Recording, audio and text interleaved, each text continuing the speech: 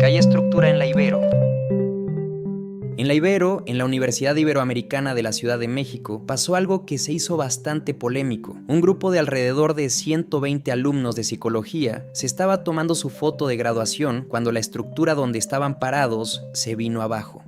Eran unas gradas de varios niveles colocadas en una parte del jardín de la explanada central del campus Santa Fe. En segundos, lo que iba a ser una foto generacional terminó en un accidente con varios estudiantes en el suelo, entre el susto, el dolor y la confusión. Protección Civil confirmó que 23 alumnos resultaron lesionados y que 6 tuvieron que ser trasladados a hospitales.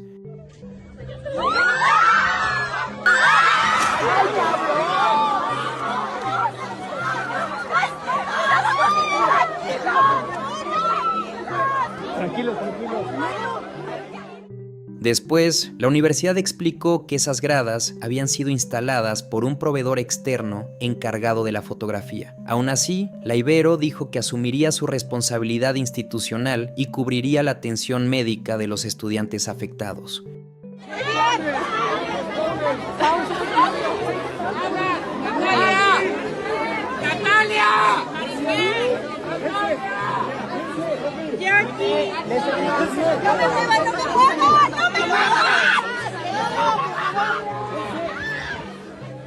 Pero el tema no se quedó solo en el accidente. En redes sociales mucha gente empezó a tomarlo con burla. Salieron memes, parodias y comentarios haciendo menos lo que pasó, sobre todo por tratarse de una universidad que mucha gente relaciona con alumnos de dinero. No hay paramédicos, me van a grabar ahorita porque estoy temblando, porque mi sobrina está herida.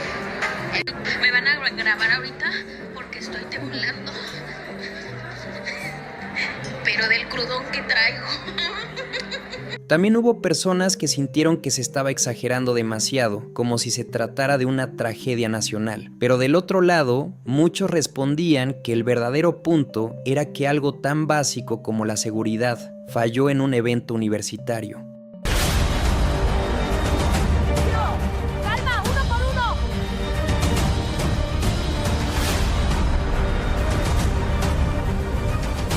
¿Dónde están mis papás? Tranquila, respira, todo estará bien. Sí, cálmate, estamos... ¡No los veo!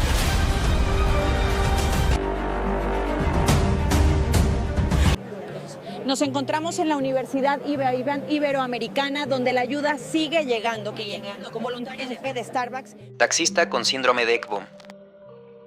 Durante la Navidad de 2025, en la Ciudad de México, sobre la calzada San Antonio Abad, en la alcaldía Cuauhtémoc, cerca de la colonia obrera, hubo un choque que al principio parecía otro más del montón.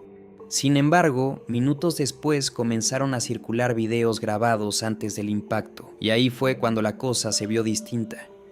En esas imágenes, captadas alrededor de las 7 de la mañana en la zona de Pino Suárez, aparece un taxista identificado en algunos reportes como Rubén N. Se le ve bajar del vehículo en un estado de alteración evidente.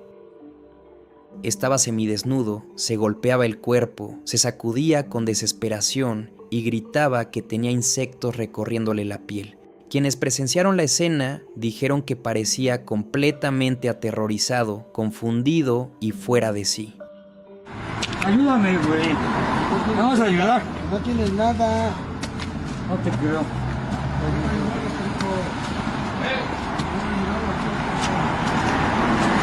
¡Ay! ¡Ay! ¡Ay!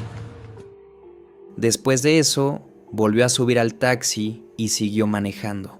Poco tiempo más tarde perdió el control de la unidad. El vehículo se impactó contra una palmera y una luminaria. Después del choque, el taxi terminó volcado y el conductor salió proyectado por el parabrisas, ya que no llevaba puesto el cinturón de seguridad. Murió en el lugar a causa del impacto, pero lo que más inquietó de este caso no fue únicamente el accidente, sino lo que aparentemente estaba viviendo antes de estrellarse. Se dice que el conductor habría atravesado un episodio relacionado con el síndrome de Ekbom. Se trata de un trastorno psiquiátrico en el que la persona siente de forma completamente real que tiene insectos, parásitos o pequeños animales caminando sobre la piel o metiéndose debajo de ella. Para quien lo padece, no es una simple incomodidad ni una sensación pasajera. Lo vive como algo real, inmediato y desesperante. En muchos casos, la persona se rasca, se golpea o incluso se lastima en un intento por sacar algo que para los demás no está ahí. Después se dijo que no le encontraron drogas en el cuerpo. Por eso el caso es tan impactante. No por algo sobrenatural, sino por algo mucho más duro de procesar. Ver a una persona atrapada en un terror total dentro de su propia mente hasta acabar de la peor forma. Como le informamos, el señor pedía ayuda porque decía sentir animales en su cuerpo. El video fue grabado durante la Nochebuena y se le ve junto a otro compañero, quien le dice que no tiene nada. Este video es similar al que grabaron horas antes del accidente donde murió. En este otro video se ve al menos a 2 patrullas cerca del taxista, quienes no lo apoyaron pese a la condición en la que estaba. Más tarde murió tras chocar su taxi en San Antonio Abad.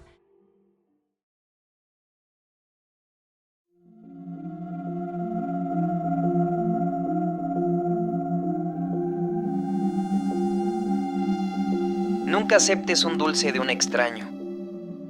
Aceptar un chocolate de alguien en el trabajo no suena como algo peligroso, suena a una cortesía cualquiera, a uno de esos gestos pequeños que pasan todos los días sin que nadie les dé importancia. Por eso lo de Katia Jocelyn Bartolo Luis fue tan impactante, porque todo habría empezado con algo tan simple como que le regalaran un chocolate mientras trabajaba. Katia tenía 26 años y trabajaba como cajera en una caseta de Capufe en Acayucán, Veracruz. Capufe es el organismo público encargado de operar muchas carreteras y puentes federales en México. Su rutina era la de todos los días. Era un trabajo donde tratar con extraños era parte normal del día, así que recibir algo de uno de ellos no parecía raro. La madrugada del 24 de marzo, un operador de carga se detuvo en su ventanilla y le regaló 2 barras de chocolate.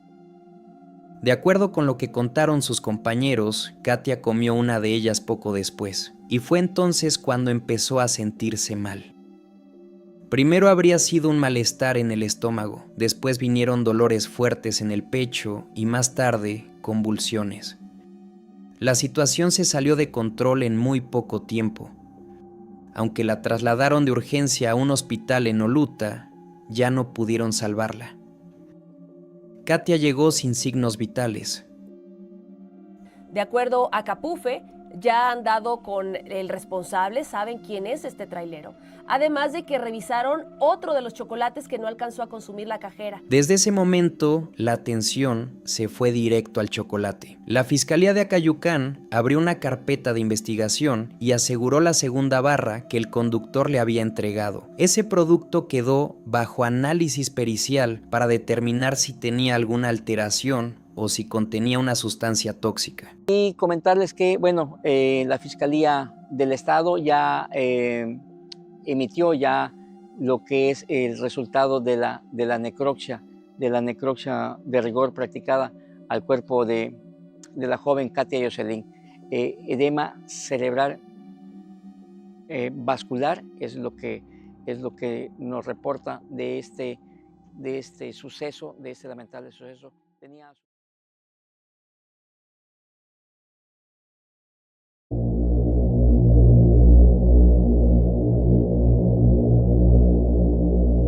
La abuelita mataperros. Durante años, en varias colonias de la Ciudad de México, hubo una mujer de la que muchos vecinos hablaban casi como si fuera una leyenda oscura del barrio. una adulta mayor a la que en redes terminaron llamando la Mataperros de Coyoacán. Su nombre comenzó a sonar con más fuerza después de que saliera a la luz el caso de Moni, una chihuahua de 16 años, ciega y sorda, cuya muerte terminó destapando algo mucho más grande y mucho más turbio. Esta es Flor, una adulta mayor apodada por sus vecinos como la Mataperros. Un caso de maltrato animal sacude el país. El pasado 27 de mayo, una familia que reside en la alcaldía Coyoacán pidió ayuda en redes sociales para encontrar a su perrita de edad avanzada llamada Moni. Todo explotó el 27 de noviembre de 2024. Ese día, Moni se perdió por un descuido de un trabajador en la casa donde vivía. Su dueña, Esmeralda, empezó a buscarla desesperada por toda la colonia. Pegó carteles, preguntó a vecinos y revisó cada rincón hasta que una persona le dijo algo que la dejó helada. Según le contaron, una mujer llamada Flor, de 77 años, había sido vista llevándose a la perrita. No solo eso, también empezaron a decirle que esa misma mujer había estado enterrando algo en una maceta dentro de su casa. Esmeralda fue directamente a enfrentarla y ahí, frente a la casa, empezó a escarbar en la maceta. Lo que encontró fue el cuerpo de Moni enterrado. Ese momento fue clave para descubrir que el rumor del que tanto hablaban los vecinos durante tantos años resultó ser cierto. Ahora había una víctima clara y una dueña destrozada. A partir de ahí, el caso se volvió mega viral. Mucha gente empezó a contar que esa mujer llevaba años matando animales en la zona.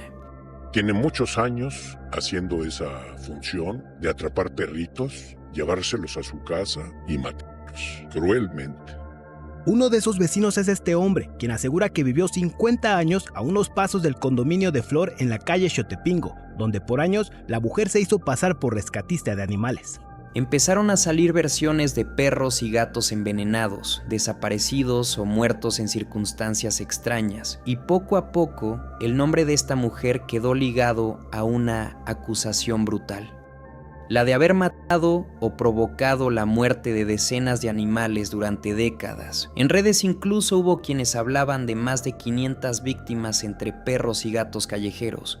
También comenzó a circular con fuerza un video de mayo de 2024 en el que supuestamente se veía a esta mujer arrastrando y matando a machetazos a Moni, la perrita. Ese material hizo que la imagen pública de la llamada Mataperros terminara de hundirse. Para muchísima gente ya no había forma de seguir pensando que se trataba de un chisme de colonia o de una exageración colectiva. Pero lo que más indignó a muchos fue lo que pasó después en el terreno legal. Aunque fue denunciada, no fue enviada a prisión. Su edad y su estado de salud jugaron a su favor. Y en marzo de 2026, durante una audiencia, aceptó responsabilidad, ofreció disculpas públicas y acordó reparar el daño. Quiero disculparme con la señora Yarse por lo sucedido. Estoy realmente arrepentida porque no fue mi intención hacerle ningún daño. Lo lamento mucho porque no sé lo que hacía y estoy en tratamiento psiquiátrico. Parte de ese acuerdo fue el pago de 200,000 pesos a la familia de Moni. Además, se le impusieron medidas como firmas periódicas y evaluaciones psicológicas. El juez le concedió la suspensión condicional del proceso, lo que en la práctica significa que quedó en libertad vigilada durante 3 años y que no pisará la cárcel mientras cumpla con esas condiciones. Ahí fue cuando muchas personas sintieron que todo había terminado en nada, porque para una parte del público no se estaba hablando de un error aislado, sino de una mujer a la que durante años señalaron por matar infinidad de animales y que aún así terminó evitando la cárcel. Cuando salió de los juzgados, vecinos y activistas la encararon gritándole asesina e impunidad. ¡Nunca vas a poder descansar! ¿Escuchas? ¡No sabes cuánto dolor nos has hecho! ¿Por qué te haces la frágil? ¿Por qué no te quieren juzgar? En redes, la reacción fue igual de dura. Mucha gente no podía creer que, después de todo lo que se decía alrededor de ella, el caso cerrara con dinero, firmas y supervisión, pero sin prisión. O sea, el asunto, Súper, es no es que la perdonen y no es que el proceso termine afortunadamente. O sea, el asunto es que sí entra a la cárcel, pero por su condición de mujer adulta mayor. Exacto, ahí está el quit. Y pues las condiciones de salud que enfrenta, no era conveniente que estuviera o no era lo óptimo estar. Es parte del derecho mexicano la concesión de un proceso en casa. Pero hay que insistir y no hay que quitar el dedo del renglón. No porque sea una mujer adulta mayor, no porque esté en una condición de vulnerabilidad. No deja de ser una vamos delincuente. a olvidar del caso, claro, y lo vamos a pasar por alto. Carla. Sucedió la madrugada del 12 de julio de 2025 en Guadalajara, Jalisco, en la colonia Balcones de Oblatos. Una joven de 28 años llamada Carla perdió la vida después de que un hombre, con quien presuntamente tenía algún tipo de relación sentimental, utilizara un artefacto de fuego en su contra. Todo pasó alrededor de la 1:35 de la mañana, sobre la calle Hacienda de Cedros. Una camioneta Chevrolet Equinox blanca, sin placas, llegó y se estacionó afuera de la casa de Carla. El conductor bajó y comenzó a hacer una llamada para contactarla. Minutos después, ella salió y empezó a discutir con él, diciéndole que se fuera del lugar.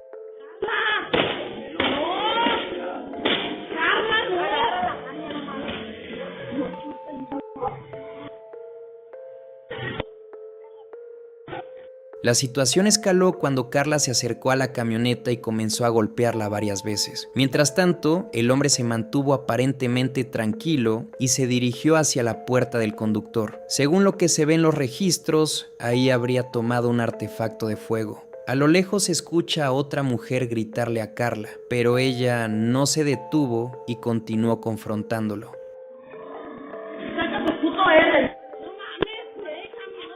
En medio de la discusión, Carla le dijo, "Saca tu R", refiriéndose al arma. Fue entonces cuando el hombre abrió la camioneta, tomó el artefacto de fuego y accionó 2 disparos contra ella. Después de eso huyó del lugar, dejando a la familia de la joven en shock. Horas más tarde, el agresor, identificado como Kevin, fue detenido y acusado por estos hechos. Actualmente se encuentra recluido en el penal de Puente Grande mientras continúa el proceso legal.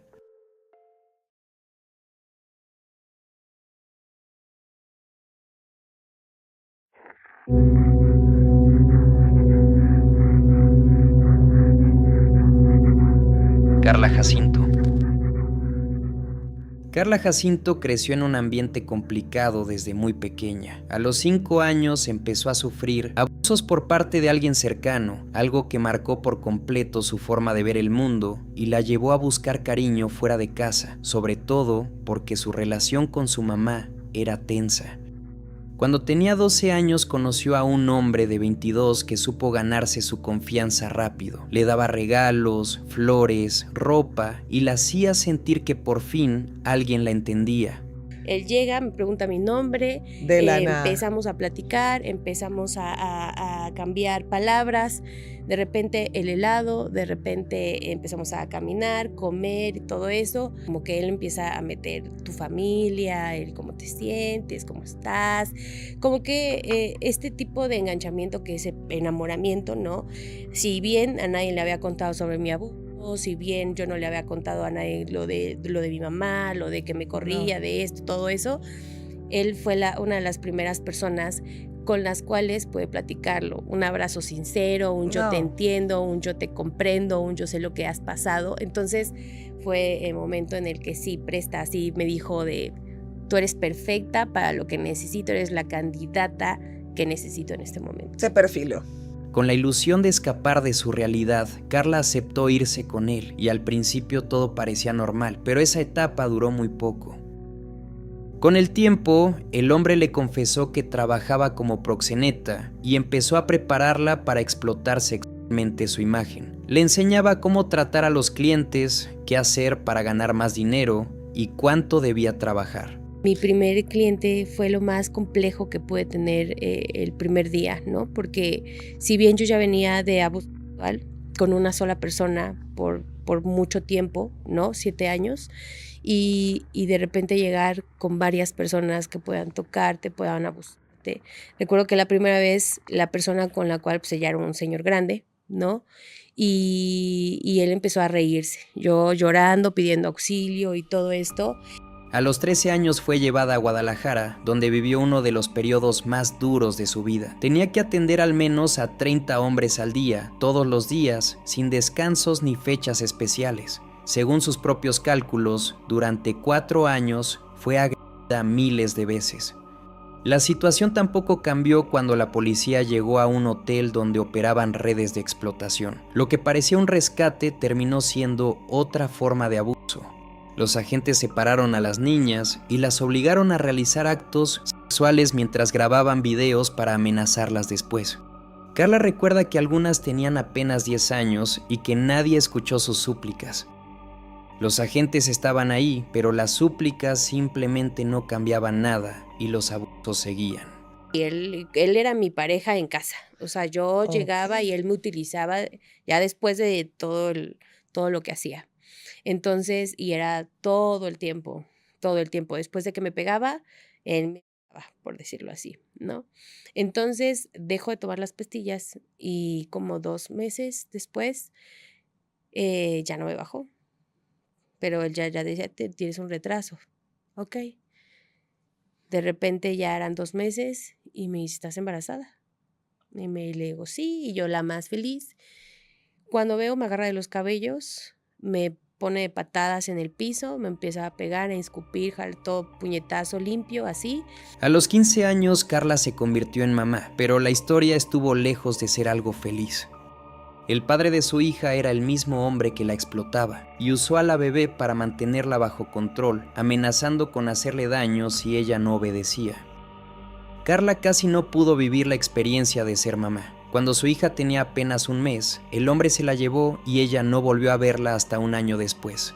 Todo cambió en 2006, cuando Carla tenía 16 años, y su historia dio un giro durante un operativo contra la trata de mujeres en la Ciudad de México que terminó con su liberación. Aunque salió de ahí, las secuelas de lo que vivió no desaparecieron. Me fui 2 años y medio, donde me procuraron, donde no pude ver, o sea, no tener un contacto con mi familia por decisión, porque la vergüenza, ¿no? El arrepentimiento, la culpa que yo tenía por lo que me había pasado, me daba miedo incluso de verlos, pero de repente ya fue como mi perdón de pensar, pues no es mi culpa, a lo mejor era algo que tenía que pasar, a lo mejor cosas así llegaban por mi cabeza y preferí no ver por un ratito a mi familia. Con el tiempo decidió usar su propia historia para algo más grande y empezó a alzar la voz como activista, enfocándose en visibilizar la trata de personas y la explotación sexual, buscando que otras mujeres no pasaran por lo mismo. Ana Carolina. Ana Carolina López Enríquez nació en febrero de 1996 en México. Desde muy chiquita fue dada en adopción. Su mamá biológica tenía SIDA y su papá no tenía empleo ni un lugar estable para vivir. Por eso terminó siendo adoptada por Efrén López, de 65 años, y Albertina Enríquez Ortegón, de 45. Pero integrarse a esa familia no fue tan fácil. Efrén ya tenía 6 hijos de una relación anterior, así que Carolina creció sintiéndose como una hija más entre varias, sin terminar de encontrar su lugar. Con el tiempo, también empezó a guardar mucho rencor hacia sus hermanastros, porque sentía que ellos solo se acercaban a sus padres por interés y para sacarles dinero.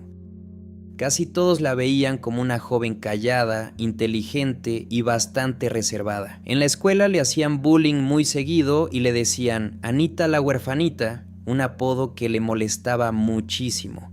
Con el tiempo, ese rechazo también hizo que guardara mucho coraje contra Efrén y Albertina, a quienes terminó culpando por gran parte de lo que le pasaba. Y es que aquí cabe destacar que los padres adoptivos de Ana Carolina eran personas que, si no eran multimillonarios, sí contaban con una muy buena capacidad económica. Ellos eran dueños de varios expendios y bares de la ciudad y también, según comentan, tenían varios negocios en El Paso, Texas, que es la ciudad fronteriza con Ciudad Juárez. Aunque sus papás le daban muchos gustos, como regalos, salidas, viajes y una vida bastante cómoda, eso no evitó que su actitud fuera empeorando. Detrás de esa imagen tranquila, Ana Carolina tenía un lado muy conflictivo. Se portaba mal con sus padres, les gritaba, discutía con ellos por cosas sin importancia y llegó a mostrar una crueldad preocupante, incluso con su perro. Después de todo lo que había pasado, Efrén y Albertina decidieron mandarla a un internado en Estados Unidos, pero antes de eso le dieron un último viaje a Venecia. En ese punto, Ana Carolina ya tenía en mente deshacerse de sus papás. Sentía que vivía atrapada y quería librarse de ellos. Para hacerlo, buscó apoyo en su novio, José Alberto Grajeda Batista, con quien apenas llevaba unos meses. Los papás de Ana Carolina no aprobaban esa relación y ya le habían prohibido verlo. A ese plan también se sumó Mauro Alexis Gómez, amigo de José Alberto. La idea era que, si todo salía como esperaban, Ana Carolina se quedaría con la herencia. Con ese dinero pensaban casarse y comprarse una casa. El viernes 3 de mayo de 2013 fue el día que Ana Carolina escogió para matar a sus papás. Ella sabía muy bien que su padre pasaba toda la tarde jugando boliche y no regresaba hasta la hora de la cena, así que primero fue contra su madre. Por eso escondió a sus dos cómplices dentro de la casa y en un momento llamó a Albertina para que la ayudara en la cocina. Fue ahí cuando Mauro la atacó por la espalda y la ahorcó con un cable mientras Ana estaba enfrente. Después le clavaron 3 jeringas con veneno para ratas en el pecho y en el cuello. Cuando terminaron, escondieron el cuerpo y esperaron a que llegara el padre. Cuando el padre llegó a la casa, Carolina repitió el mismo plan. Lo llamó a la cocina y ahí José Alberto lo atacó por detrás hasta dejarlo inconsciente. Para evitar que reaccionara, lo sujetaron y después le inyectaron veneno en el cuello. Luego tomaron dinero de la casa, salieron a comer y pasaron la noche ahí como si nada.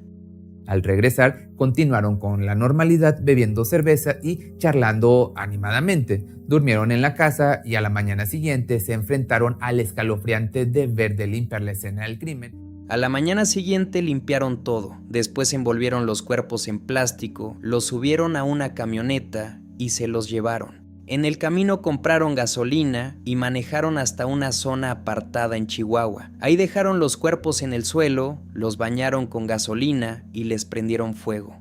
Horas después, la policía encontró 2 cuerpos quemados. Cuando les hicieron la autopsia, pudieron calcular la edad aproximada y también identificar a la mujer por una prótesis que tenía en la cadera.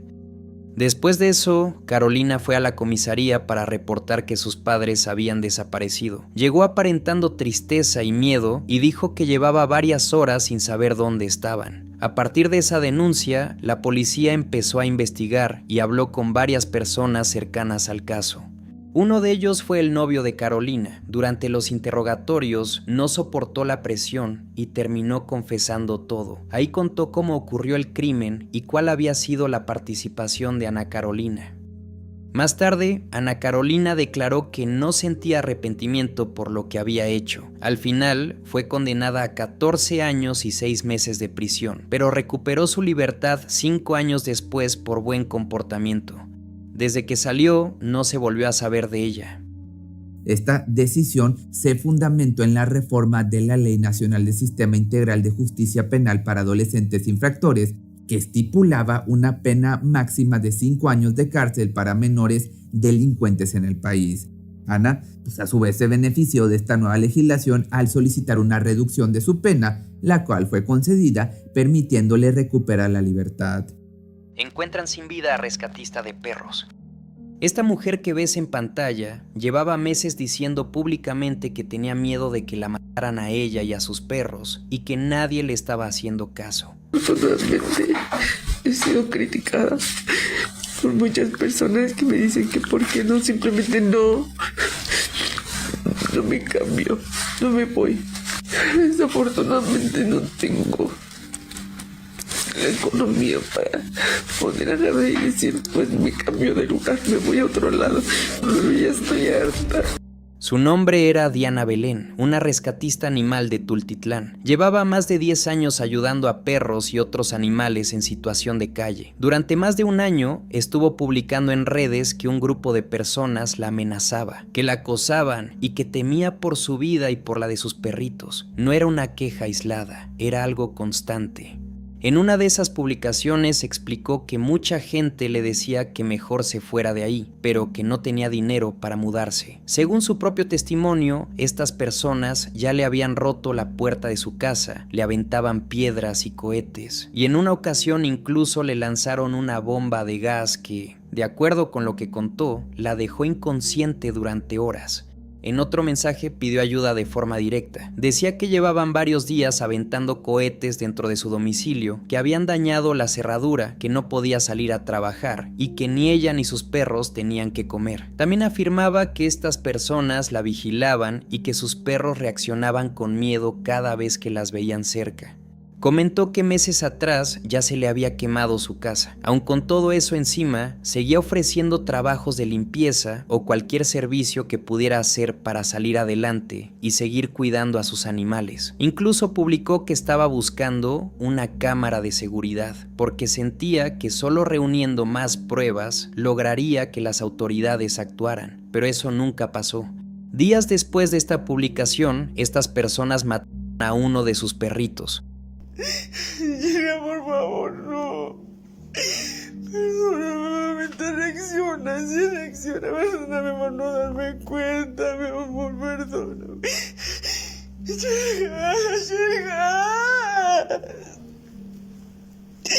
Llega. ¿Por qué? Aún así, Diana siguió denunciando. Levantó un acta, presentó evidencia y también llegó a grabar a las personas que, según ella, la vigilaban y daban vueltas cerca de su domicilio. En otra publicación aseguró que una noche intentaron meterse a su casa mientras estaban borrachos. El 12 de marzo hizo su última publicación. Era una despedida para uno de sus perros. Días después, el 19 de marzo, fue reportada como desaparecida y el día 27 de marzo se dio a conocer que su cuerpo fue encontrado sin vida con signos de tortura. La rescatista animal duró meses viviendo con pánico por la vida de sus perritos. Y es que estos cabrones ya la habían amenazado de matar a sus perritos y de paso a ella. Y apenas ayer nos enteramos que sí cumplieron su promesa. Finalmente el 12 de marzo esta fue su última publicación despidiendo a uno de sus perros. El 19 de marzo se reporta como desaparecida y el día de ayer encuentran su cuerpo sin vida con signos de tortura. Lo peor de todo es que estas personas están libres. Compartan esta publicación porque solamente haciendo ruido podemos hacer justicia por Belén y estos perritos.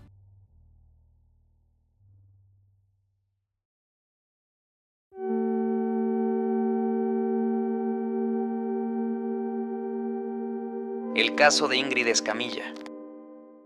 La noche del 9 de febrero de 2020, dentro de un departamento en la colonia Vallejo, todo se salió de control por una pelea que empezó por el alcohol. Ingrid Escamilla Vargas, de 25 años, discutió con su pareja, Eric Francisco Robledo Rosas, de 46, y esa discusión terminó de la peor forma.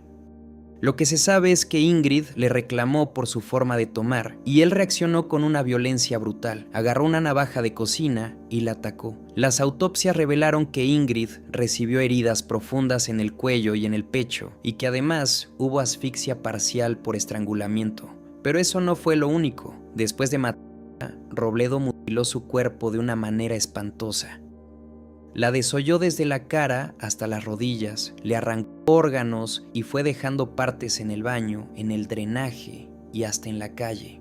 El hijo de Eric, un adolescente de unos 15 años con autismo, alcanzó a escuchar y presenciar parte del horror mientras estaba escondido dentro del departamento. Ingrid era originaria de Juan Galindo, Puebla. Trabajaba como mesera y estilista y además era mamá. Robledo, por su parte, trabajaba como plomero y en construcción. Le llevaba 21 años y ya tenía antecedentes de violencia. De hecho, su exesposa, Ivonne Barragán, lo había denunciado en 2019 por agresiones, pero no pasó nada. Después del crimen, Robledo intentó deshacerse del cuerpo metiéndolo en bolsas, pero por alguna razón terminó confesándole lo que había hecho a su exesposa. Fue ella quien alertó a la policía. Cuando los agentes llegaron al departamento, encontraron una escena espantosa. Había sangre en el piso, en las paredes y en los muebles, y restos humanos regados en distintas partes del lugar, sobre todo en el baño y la cocina. Cuando lo detuvieron en la calle, todavía llevaba sangre en la ropa. Ya dentro de la patrulla, confesó que la había matado por celos, por vergüenza y porque no quería que nadie se enterara. ¿Por el cual estás lleno de sangre? Por la herida en la cabeza. ¿Desangraste la cabeza? ¿Con qué? Por la discusión con mi esposa anoche. ¿Discutiste con tu esposa anoche? ¿Por qué motivo?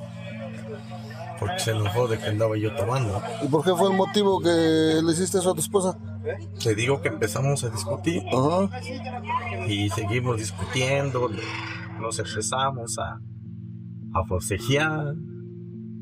Pues me dijo que me quería matar. ¿Luego? Y le digo, pues mata. Y estábamos ahí en la cocina. Y yo, pues de una vez. Y que saque un cuchillo, le digo, de una vez. Y fue cuando lo primero como que me enterró.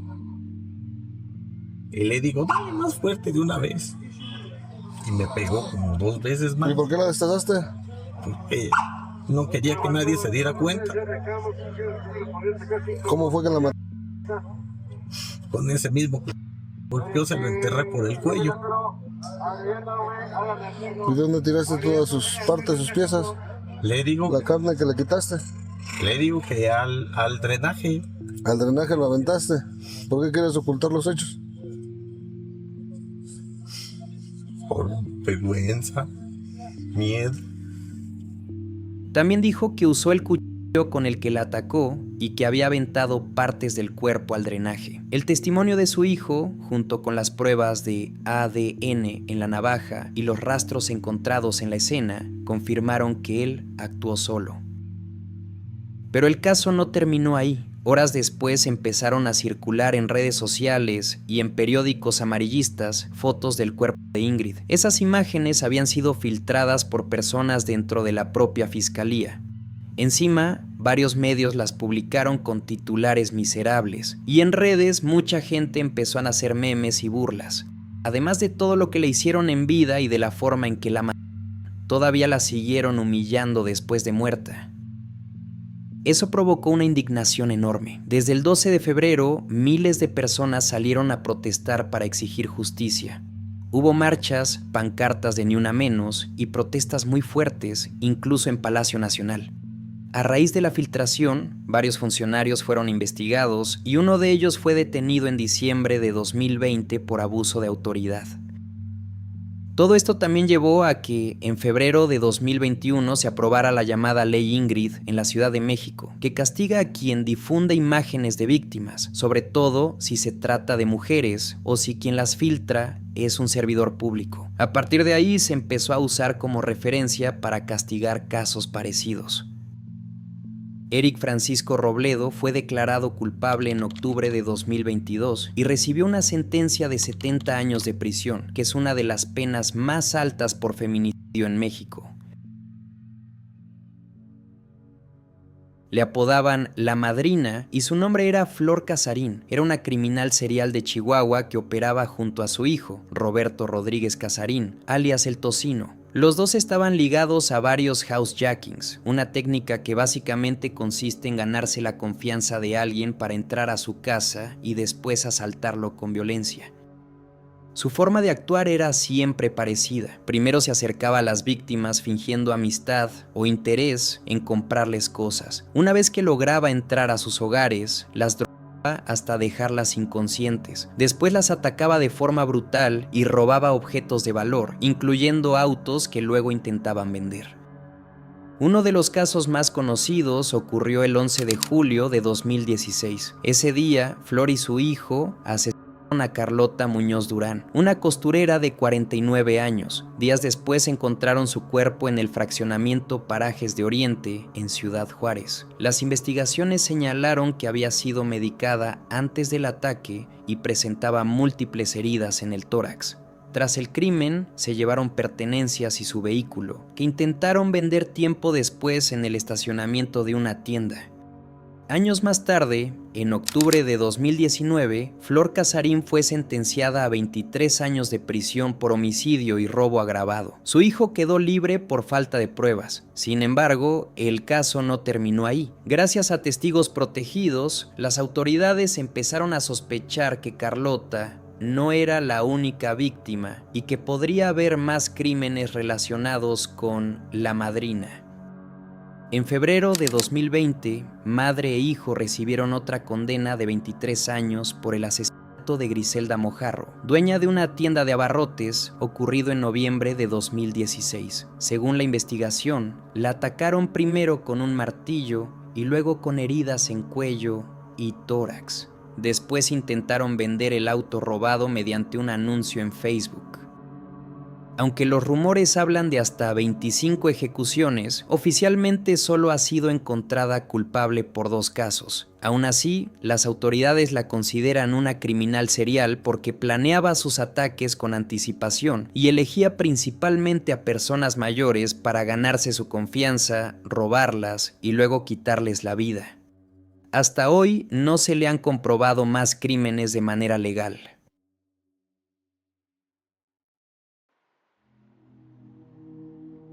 Esto pasó en México en 2014. María Alejandra, una psicóloga, terminó en todos los titulares dentro y fuera del país por asesinar brutalmente a su novio, Alan. Según el caso, ella sospechaba que él le era infiel y en vez de enfrentarlo en el momento, decidió preparar todo con anticipación. Su idea era cometer un crimen que, según ella, nadie iba a poder descubrir.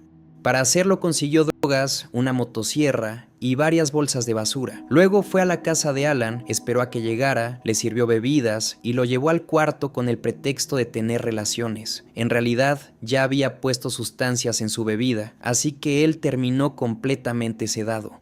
Cuando ya no podía defenderse, ella agarró la motosierra y lo atacó directamente en la cama. Después dijo que él alcanzó a despertarse un momento por el ruido, pero que ya no pudo hacer nada. Primero le cortó una pierna, luego los genitales, después la otra pierna, los brazos y al final le quitó la cabeza. Pero ahí no acabó todo. Después empezó a cortar el cuerpo en partes más pequeñas para meterlas en bolsas. Ese proceso le tomó días. Mientras tanto, usó el celular de Alan para mandar mensajes a su familia, a compañeros del trabajo y hasta a mujeres con las que supuestamente él tenía algo. Les decía que estaba bien, solo indispuesto, todo para ganar tiempo y evitar que alguien reportara su desaparición. Su plan era ir sacando poco a poco las bolsas y tirarlas a la basura sin levantar sospechas. El problema fue que el cuerpo empezó a descomponerse y el olor se volvió insoportable. Eso hizo que vecinos llamaran a emergencias. Cuando las autoridades revisaron la zona y encontraron restos humanos en la basura, fueron hasta la casa y descubrieron lo demás.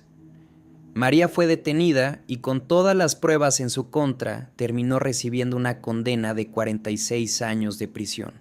El padre de la psicóloga presuntamente habría ayudado a su hija, pues al desaparecer la víctima llamó a los padres de Alan para informarles que tampoco encontraban a Alejandra. Posteriormente señaló que la hallaron internada en el Instituto Nacional de Psiquiatría. Alejandra N. ya había estado detenida anteriormente por otro homicidio y presuntamente intentar asesinar a su primer esposo, pero en ambas ocasiones fue declarada inimputable. Tiroteo de estudiante.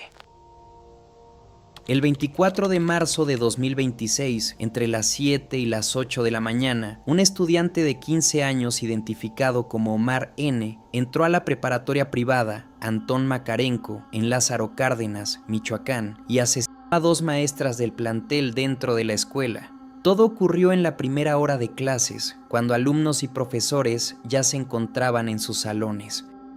Las víctimas fueron María del Rosario Sagrero Chávez, de 36 años, y Tatiana Madrigal Bedoya, de 37. Tatiana trabajaba en la recepción del edificio y María del Rosario era coordinadora académica. Dentro de la escuela eran consideradas figuras centrales, mujeres puntuales, amables y comprometidas con su trabajo. La recordamos muy alegres, muy bien puntuales en su trabajo, se dedicaban a su trabajo específicamente, no eran personas que llegabas y te atendían mal, no, para nada, al contrario. Omar llegó al plantel poco después de las 7 de la mañana con un rifle de asalto tipo AR-15 oculto dentro de un estuche para guitarra. Distintos reportes mencionan cifras diferentes sobre la cantidad de munición que llevaba, pero en general se habló de decenas de cartuchos. Peritos hallaron 14 casquillos percutidos en la escena y también munición útil dentro de la funda. Aunque llevaba más balas, las autoridades dijeron que solo traía un cargador listo para usarse, así que no pudo continuar disparando. Por eso también se dijo que la tragedia pudo haber sido todavía peor. Ya dentro del edificio sacó el arma y disparó contra Tatiana Madrigal Bedoya, que se encontraba en la recepción. Después avanzó unos metros y fue contra María del Rosario. Más tarde, con base en videos y en la necropsia, el fiscal Carlos Torres Piña describió una secuencia todavía más cruda. Primero atacó por la espalda a una de las víctimas y le disparó en la nuca, provocándole una muerte casi inmediata. Luego fue contra la otra, que intentaba resguardarse detrás del mostrador. Le disparó 2 veces y después se acercó para rematarla con un tercer tiro. Según las autoridades, Omar sí sabía usar el arma y sabía lo que estaba haciendo. Disparó con precisión, incluso cuando una de las víctimas intentó cubrirse. Eso hizo pensar que no se trató de un acto improvisado ni totalmente descontrolado, sino de un ataque en el que ya había una intención muy clara. Después del ataque no escapó. Fueron alumnos y un trabajador del plantel quienes lograron someterlo, desarmarlo y atarlo con una cuerda antes de la llegada de las autoridades. En los videos e imágenes que salieron después, Omar aparece parado, ya controlado y sin mostrar una reacción clara de arrepentimiento o crisis. Cuando llegó la policía, lo esposaron, le quitaron el arma y se lo llevaron detenido. La fiscalía llegó alrededor de las 8:30 de la mañana. Para ese momento las 2 víctimas ya habían muerto y Omar ya estaba detenido. Después realizaron la necropsia, pruebas balísticas y exámenes toxicológicos y psicológicos. Su mamá también colaboró con la investigación y entregó su celular, ya que no lo llevaba consigo al momento del ataque. A partir de eso, las autoridades comenzaron a revisar tanto el contenido del teléfono como otros indicios para tratar de entender por qué lo hizo. Lo más perturbador fue que, horas antes del ataque, había subido 4 historias a Instagram donde posaba con el arma frente a un espejo, vestido de negro y con guantes. En una de ellas escribió la frase "Hoy es el día", dejando una especie de anuncio de lo que estaba por hacer. Que no llevara el celular al momento del crimen no cambia eso. Al contrario, hizo pensar que ya había dejado todo publicado desde antes y luego se fue a la escuela con el plan ya decidido. También publicó contenido todavía más agresivo. En uno de los reels aparecía un mensaje donde decía que había decidido enviar a las feministas que siempre habían arruinado su vida de vuelta con su creador. Entre lo que subía había cosas de la masacre de Columbine, de Charles Manson y también contenido relacionado con páginas incel. Por eso empezó a decirse que Omar se identificaba con ese tipo de ideas. O sea, no solo parecía traer un rechazo muy fuerte hacia las mujeres, sino que también ya consumía contenido con el que alimentaba esa forma de pensar. Por eso mucha gente no vio esto solo como un ataque dentro de una escuela, sino como un crimen cargado también de odio hacia las mujeres. No solo porque mató a 2 trabajadoras del plantel, sino porque antes del ataque ya había publicado mensajes contra las feministas. Además, en redes también mostraba que esas ideas ya venían de antes. Por eso empezó a hablarse mucho de que podía estar metido en ese tipo de pensamiento incel, y esa fue una de las líneas que más se repitieron después del crimen. ¿Qué es eso de los incels? ¿A qué se refiere el fenómeno o movimiento incel? Incel, proveniente del inglés, Es la mezcla de la palabra célibe con la palabra involuntario. Los célibe involuntarios son personas descritas como incapaces de tener una pareja o una vida sexual. Un incel es un miembro de una subcultura del Internet, conformada mayoritariamente por hombres, que se definen por su incapacidad para encontrar una pareja sexual o romántica a pesar de desearla. Esta comunidad a menudo promueve misoginia. El odio. Estamos hablando de un delito de discriminación y generalmente hablan de causarle daño a las mujeres. Estamos hablando de otro delito que es la apología del delito. Esto lo vemos en grupos en internet donde hacen apología del delito en contra de mujeres. Entonces, realmente los incel pues son grupos que por su descripción son célibes involuntarios. Entonces, fomentan un odio en contra de las mujeres. Otro punto importante fue de dónde salió el arma. Se dijo que el AR-15 podría estar relacionado con su familia, sobre todo con su padrastro, que supuestamente trabaja en la Marina en Lázaro Cárdenas. Pero también salió otra versión, que al revisar el arma no aparecía registrada, estaba prácticamente nueva y era ilegal. Legalmente a Omar lo acusaron de matar a 2 mujeres y de usar un arma de uso exclusivo del ejército, pero como es menor de edad, no lo iban a juzgar igual que a un adulto. En ese momento, el proceso apenas iba avanzando y todavía faltaban decisiones legales importantes, incluida su vinculación formal. Eso fue lo que más hizo enojar a mucha gente, porque por su edad, la sanción máxima posible dentro del sistema para adolescentes era mucho menor a la que recibiría un adulto. El problema es que en México la ley no funciona así. Aunque el crimen haya sido muy grave, un menor no puede ser juzgado automáticamente como adulto. El sistema para adolescentes va por otro camino y se enfoca más en reeducar que en castigar. Por eso mucha gente sintió que lo que hizo no cuadraba con el poco tiempo que realmente podía pasar encerrado. En redes sociales escucho diariamente ya la ley para adolescentes debe de cambiar, pero no atendemos realmente el problema de raíz. Yo no soy una abogada punitivista. Cuando hablo de esto yo no creo que las penas o aumentar las penas vaya a ser la solución en el país. En México, la ley actual no permite juzgar penalmente a los padres por los asesinatos cometidos por sus hijos adolescentes, ya que la responsabilidad penal es estrictamente individual. Sin embargo, existen importantes matices legales y un debate nacional a propósito de esto que acaba de ocurrir. El caso de ayer es muy doloroso en muchos sentidos. Uno, pues la muerte de las maestras a manos de este jovencito con un arma larga. Todo parece indicar que ellas eran que ya había preparado y ellas eran las personas que estaba buscando. Y pues toda la situación tiene que atenderse de manera integral, más allá de la sanción y el castigo al responsable. Muchas gracias por llegar hasta aquí. Recuerden que podría haber una continuación si llegamos a los 10,000 likes. Si quieres ver los extras de los icebergs, te dejaré el enlace fijado en el comentario y en la descripción de este video.